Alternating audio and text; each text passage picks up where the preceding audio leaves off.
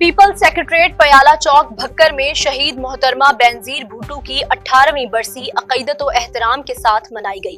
تقریب کی صدارت سینئر رہنما پیپلز پارٹی الحاج اعجاز علی خان شہانی نے کی، جبکہ قرآن خوانی میں کارکنان نے بڑی تعداد میں شرکت کی۔ مزید صورتحال اور پس منظر جانتے ہیں بھکر سے ہمارے نمائندہ غلام یاسین کھوکھر کی تیار کردہ اس خصوصی رپورٹ میں۔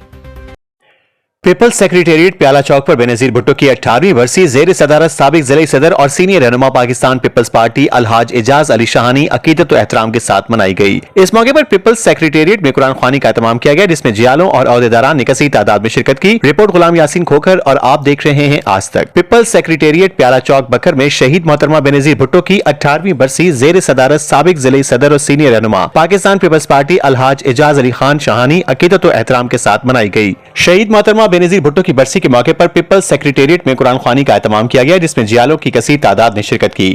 اس موقع پر سینئر رہنما پاکستان پیپلز پارٹی الحاج اعجاز علی شہانی کا کہنا تھا کہ شہید بینظیر بھٹو کا نظریہ آج بھی زندہ ہے۔ شہید بی بی نے ایک متحد، ہماگیر اور انصاف پر مبنی پاکستان کی تعمیر کے لیے کام کرنے کا درس دیا۔ شہید محترمہ بینظیر بھٹو کے خاندان نے جمہوریت اور پاکستان کی خاطر اپنی جانوں کا نذرانہ پیش کیا۔ ہمیں بحیثیت قوم ملک کو موجودہ چیلنجز سے نکالنے کے لیے شہید بی بی کے ویژن سے سبق حاصل کرنے کی ضرورت ہے۔ شہید بینظیر بھٹو کے ایک پرامن، ترقی پسند اور جمہوری پاکستان کے خواب کی تکمیل کے لیے مل کر کام کریں۔ شہید بینظیر بھٹو کی میراث ابدی ہے، ان کا ویژن مشعل راہ ہے۔ قرآن خوانی کے اہتمام پر بلندی درجات اور ملک پاکستان کے لیے خصوصی دعا کی گئی اور لنگر کا وسیع اہتمام کیا گیا تھا۔